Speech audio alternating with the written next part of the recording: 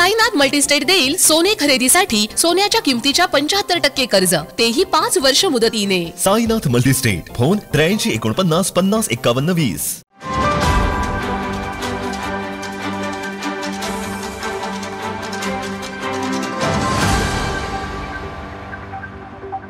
गिरीश फोंडे या प्राथमिक शिक्षकावर महाराष्ट्रात शक्तीपीठ विरोधी आंदोलनाचा प्रतिनिधी म्हणून त्यांना शिंदे कोल्हापुरात आल्यानंतर केलेल्या आंदोलनात ती घोषणा म्हणून त्यांना सस्पेंड करण्यात आलेलं आहे। हे सस्पेंड करणं पूर्ण बेकायदेशीर आहे, कारण महाराष्ट्रामध्ये कुठल्याही शिक्षकाला त्याच्या काही गैरकृत्यावर कारवाई करायची असेल त्याला त्याचं म्हणणं मांडण्याचा अधिकार दिला पाहिजे।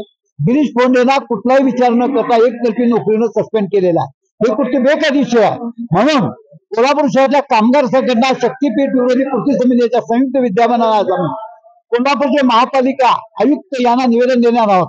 या निवेदनाची मुख्य मागणी त्यांचं निलंबन ताबडतोब रद्द व्हावं आणि त्याचप्रमाणे छुप्या मार्गानं जनसुरक्षा विधेयक अंमलबजावणी करण्याचा सरकारनं केलेला प्रयत्न रद्द करावा अशी मागणी आहे। जनसुरक्षा विधेयक जे महाराष्ट्रात येऊ घातलेलं आहे, ज्याला 18,000 लोकांनी हरकती घेतलेल्या आहेत, त्याची अंमलबजावणी अद्याप नाही, पण छुप्या मार्गांमध्ये कोल्हापूरच्या महापालिका आयुक्तांनी जनसुरक्षा विधेयकाची अंमलबजावणी करण्याचा केलेला प्रयत्न ही निषेधार्ह गोष्ट आहे आणि त्याच्या विरुद्धची लढाई या ठिकाणी कोल्हापुरातून होते।